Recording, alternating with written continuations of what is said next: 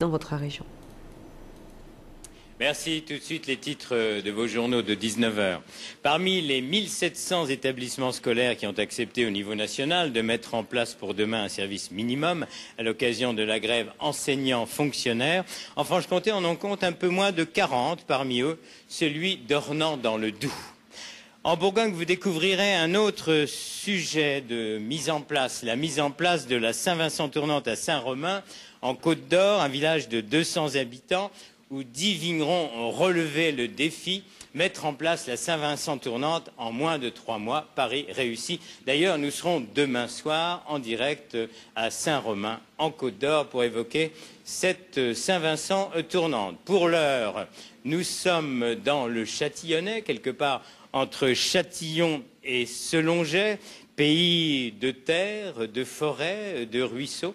Nous sommes exactement dans un petit village à Faverolles-les-Lucets, au milieu des forêts, justement, pour parler d'un thème tout à fait particulier, les affouages. Générique, explication.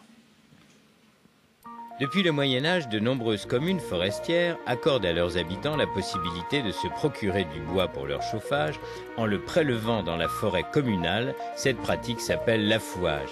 En direct de Faverolles, les Lucets, en Côte d'Or, village qui en 1990 ne comptait que 17 habitants, ils sont 38 résidents aujourd'hui, nous allons découvrir cette pratique qui devrait voir se multiplier ses adeptes, compte tenu de l'augmentation du coût de l'énergie, et en profiter aussi pour mieux connaître ce petit village du Châtillonnais.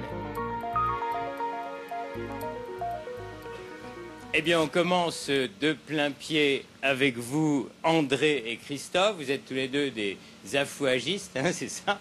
C'est pas acrobate, c'est affouagiste, c'est-à-dire que vous passez, quand vous avez du temps, des moments dans la forêt pour couper du bois. André, comment on peut définir les affouages? C'est la commune qui délivre ça aux habitants pour leur chauffage. D'accord, donc il y a des lots dans la forêt communale et on s'est tiré au sort? Ah oui, tiré au sort à la mairie. Alors vous êtes un vieux routier, si je puis dire, des affouages. Vous coupez votre bois depuis combien de temps? Depuis une quarantaine d'années, 47 ans que je suis ici, alors depuis je fais mes affouages pour le chauffage, quoi. Dans le village, là, par exemple, il y a beaucoup de personnes qui payent un lot et qui vont couper leur bois eux-mêmes. Il y en a beaucoup? Cette année, il y a 9 lots. Ah oui? Donc il y a 9 personnes. C'est plus que les autres années? Oh non, il y a 8, 9, 7, ça dépend. Il y en a qui n'en prennent pas. Alors Christophe, vous, j'allais dire, vous êtes tout jeune, vous commencez, mais non. Vous aussi, avec votre famille, vous avez pratiqué les affouages. Oui, à l'âge de 7 ans et demi, hein, c'était familial, quoi. On aidait les grands-parents, les oncles et tantes, et chacun se donnait un coup de main. C'était le feu dans le bois, les grillades et le casse-croûte à 10 heures, quoi. C'est vrai que c'était sympa, quoi. Des bons souvenirs. Alors le feu, c'est terminé maintenant, parce qu'on laisse le branchage en place. Ah oui, on n'a plus le droit de brûler. Alors, on va parler un petit peu intéressement, parce que combien on paye un lot, André? Cette année, c'est 42 €. D'accord. Et avec 42 €, on tire combien de stères? Oh, dans les 40-50 stères. Oui, donc c'est à peine 1 € le stère. Sinon, Oui. dans le commerce, Christophe, c'est combien? Je sais que dans la région, ça environne entre 25 et 30 € le stère, quoi, hein, en moyenne, hein. Il y a des endroits que c'est beaucoup plus cher que ça, hein. Alors vous, pourquoi vous faites les affouages? Déjà, le plaisir d'être dans le bois, hein, Ouais. c'est vrai que c'est sympa. Et puis le revenu, quoi, hein, quand on voit le fioul et le gaz, le prix que ça coûte, le bois est quand même plus rentable. Et une meilleure chaleur surtout. Peut-être pourquoi le nombre d'affouagistes augmente. Et vous, vous avez du plaisir aussi dans la forêt? Oh, j'aime bien, oui. J'aime bien couper mon bois à la tronçonneuse, tout ça. Alors, c'est bien. plaisant. Une fois qu'il est coupé, il faut qu'il sèche, c'est long? Ah oui, on le met en stock dans un coin et il sèche empilé. Ça veut dire que tous les deux, vous en avez en permanence? Oui. Je vous remercie beaucoup d'avoir... On le brûlera l'année prochaine. Ah bon, déjà? Celui qu'on fait cette année, on le brûlera l'année prochaine ou dans 2 ans. Ah oui, André, vous le mettez à l'abri alors à ce moment-là? Non, on le met en pile, on met une toile dessus, ça mouille pas. Très bien. C'est à l'air, tout. Voilà. Merci d'avoir ouvert cette émission. Vous allez laisser votre place à Xavier Bartet. Xavier, je vous en prie. Merci. Vous prenez le micro d'André. Tout est réglé comme du papier à musique. Bonsoir, vous êtes directeur donc de l'agence de Haute-Côte d'Or de l'ONF. Vous êtes surtout quelqu'un, si j'ai bien compris, qui connaissait la forêt et aimait la forêt. Pourquoi on aime la forêt? Alors, je la connais pas très bien puisque je suis là que depuis 5 ans. Et il y a des vieux forestiers qui la connaissent bien mieux que moi. Mais c'est vrai qu'on a tous en commun cette passion de la forêt qui est un espace diversifié où on rencontre des diverses essences. On côtoie une faune magnifique. On a dans le Châtillonnais des espèces protégées exceptionnelles. Donc effectivement, c'est un élément fabuleux dans lequel on se sent bien. Alors, vous avez employé le mot exceptionnel, justement. Dans le Châtillonnais, c'est vraiment un lieu de belles et de grandes forêts. Qu'est-ce qu'on trouve comme arbre? Alors, l'essence reine sur le Châtillonnais, c'est le hêtre. Alors, la tradition, justement, du taïso futé et des affouages fait qu'on a encore beaucoup de chênes. Mais le chêne est moins adapté au sol, au climat de cette région. Et donc, le hêtre a tendance à progresser fortement. Et sinon, on a plusieurs autres essences, du charme, des érables et une multitude d'autres. Alors vous chapeautez tout ça, ça veut dire que c'est vraiment un fruit de revenus, c'est important, on exploite cette forêt. Alors, pour le Châtillonnais, la forêt, effectivement, est, je pense, la plus grosse source de revenus. C'est vraiment une filière importante et qui alimente aussi beaucoup d'entreprises. Il y a un réseau de scieries et d'entreprises de transformation locale très, très dense. Et donc, c'est une économie vitale pour le Châtillonnais. Alors, qu'on comprenne bien, quelle est la relation entre l'Office national de la forêt et les communes? Qui est propriétaire de la forêt là où travaillaient, par exemple, André et Christophe? Alors, c'est bien la commune qui est propriétaire d'un bien. Et nous, l'ONF, on est gestionnaire, c'est-à-dire qu'on conseille et on réalise un certain nombre de prestations, d'opérations, de désignation d'arbres à exploiter, de gestion de la chasse et encore d'autres pour le compte des communes. Alors, si on ne peut plus faire griller sa saucisse, sa merguez ou son steak sur place, c'est pour des raisons écologiques, c'est-à-dire toutes les branches qui restent, pourquoi on les laisse sur place?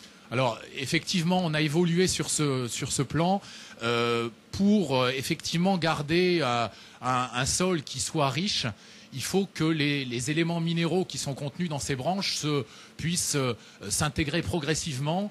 Quand on brûle, effectivement, il y a une intégration massive et soudaine. Vaut mieux que ça se fasse progressivement dans le temps. Et si effectivement les gens veulent faire griller, il y a toujours le barbecue dans le jardin. Mais pas dans la forêt. Merci Xavier. Nous retrouve maintenant André Vachet. Bonsoir André Vachet. On s'est rencontrés il y a une semaine lorsqu'on préparait l'émission. On a bu un petit café ensemble. Asseyez-vous, je vous en prie. Ah bah vous êtes parti Xavier, vous pouviez rester. Ah oui, parce que peut-être qu'on va reparler ensemble. Alors André Vachet, vous êtes la doyenne du village, hein, qui compte 38 résidents. Bon, on verra qu'il y a d'autres gens aussi qui viennent passer des week-ends ici. Mais vous devez être jeune parce que la moyenne d'âge est de 40 ans ici. Ah, peut-être bien, oui. Alors, vous faites partie de ces personnes qui sont nées ici, qui sont parties. Oui. Quel a été votre parcours? C'est-à-dire, je suis née ici. Et comme il n'y avait pas d'école maternelle à ce moment-là, on attendait d'avoir 6 ans pour aller à l'école. J'ai fait mon école ici. À 14 ans, j'ai quitté. J'ai travaillé chez mes parents qui étaient cultivateurs. Et à ce moment-là, il y avait le pays, il y avait l'école, il y avait un petit café, il y avait 5 cultivateurs. D'accord, sans donner votre âge, c'était en quelle année? Dans les années 50, dans les années... avant. Ah oui, d'accord. Avant. À mon âge... D'accord, il y avait combien d'habitants? Oh, à ce moment-là, on était assez nombreux quand même, hein, parce qu'il y avait le petit Saint-Brouin qui était compté aussi, hein, pour l'école et tout ça. Hein. Et donc ensuite, vous êtes marié, on va faire un raccourci, puis Voilà. cela ne nous regarde pas. Et vous êtes parti dans différentes régions, vous avez changé de métier. Voilà, Votre rêve a exactement. toujours été de travailler dans le médical, vous avez pu le faire. Ouais. Et puis un beau jour, vous êtes revenu. Pourquoi vous êtes revenu? Ben, je suis revenue parce que j'ai perdu mon mari. Et puis, bon, ben, j'avais une maman qui était âgée, un frère qui était pas marié, célibataire, et ça m'embêtait de laisser mon frère s'occuper de ma mère, qui était âgée. Et c'est pour ça que je suis revenue depuis 84 au pays. Alors, on va parler un peu du quotidien. Je voulais vous interviewer sur les affouages, mais alors là, no non, comment. Non. zéro là. Mais alors. vous n'avez J'ai jamais été entendu invité à aller non. grignoter dans la Non, forêt Non, ou- non, non, j'ai entendu parler. Je me rappelle même pas, je sais pas si mon père a fait des affouages, Bon, peut-être un c'est petit tout. peu. Mais Mais enfin, enfin, vous êtes non, là non, quand même. c'était pas mon affaire. D'accord. Alors, votre affaire aujourd'hui, bah, c'est la vie au quotidien ici. Ah, parce oui. que bon, il n'y a pas d'école, il n'y a pas de boulangerie, il n'y a pas de commerce, Non, mais finalement. nous avons tous les commerçants qui passent. Le lundi, on a boulanger. Le mardi, on a un marchand de fromage qui fait tout un tas de marchandises avec. Le mercredi, on a poissonnier et boulanger. Le jeudi, on a un boucher. Le vendredi, on a un épicier. Le bien. samedi, rien. Et lundi, ravioli, si on veut. Ah, samedi, le dimanche, on se repose. hein. Alors, quelle impression ça vous donne, vous qui avez voyagé donc pendant une grande période de votre vie? Ouais, Vous avez mais enfin, l'impression d'être isolé ici? Comment vous vivez? Quand je suis revenue, oui. Ouais, oui, ça faisait un peu isolé. Hein. Mais maintenant, bon, bah, puis j'ai mes enfants, j'ai mon fils, ma fille qui sont là, alors ça Il y a va. beaucoup de familles qui se connaissent et puis il y a aussi des gens qui sont venus de l'étranger. On a filmé tout à l'heure un Anglais qui est venu s'installer Oui. là avec sa femme. Oui, Ça oui. vous amuse tout ça? Oui. Bah, c'est-à-dire, le pays est moins vide, les maisons sont moins vides, comme ça, si les personnes viennent, achètent et tout. Maintenant, je crois qu'il n'y a plus à vendre à Favrol. Hein. Très bien. Bah, Non. On va maintenant recevoir Laurent Chambry. Bonsoir Laurent. Le maire de ce village, c'est vrai qu'il y avait 17 habitants en 1990. Et 17 maintenant, en 90, 22 il y a 10 ans et 38 aujourd'hui. alors comment vous expliquez, bon 38 aujourd'hui et puis des personnes qui viennent...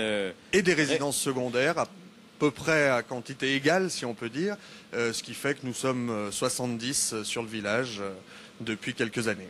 Comment vous êtes retrouvé maire ici, parce que vous venez d'une autre région et vous êtes resté?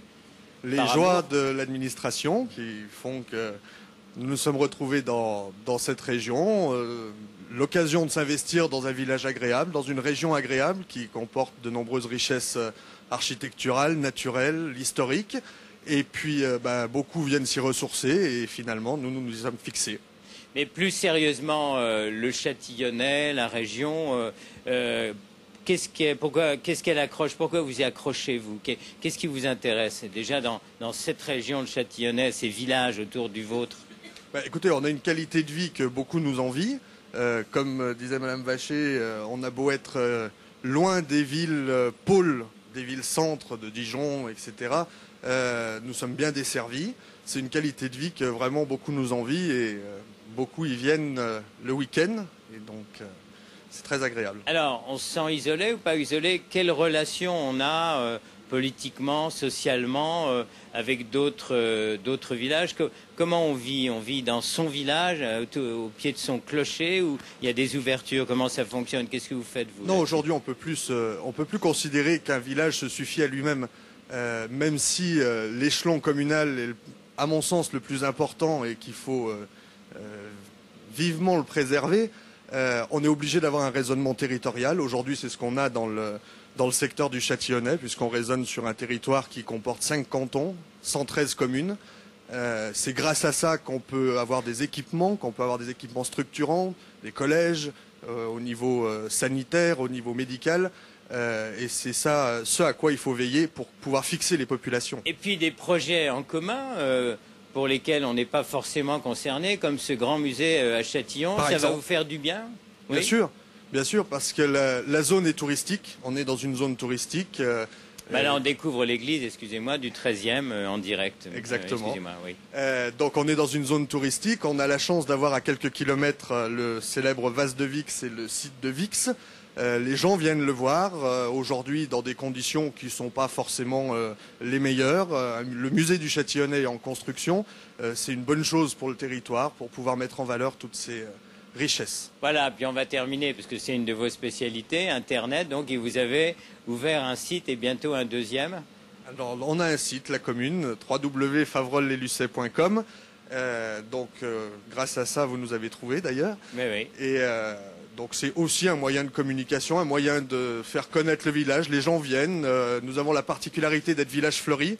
On est la plus petite commune de France primée au concours national. Donc, c'est aussi un attrait. Merci à vous tous qui êtes là aussi derrière nous de nous avoir accueillis dans votre village. Demain, je vous le disais, nous serons à Saint-Romain pour la Saint-Vincent tournante, un village de 10 vignerons bien remontés. Merci beaucoup, merci pour votre accueil. Merci. À demain.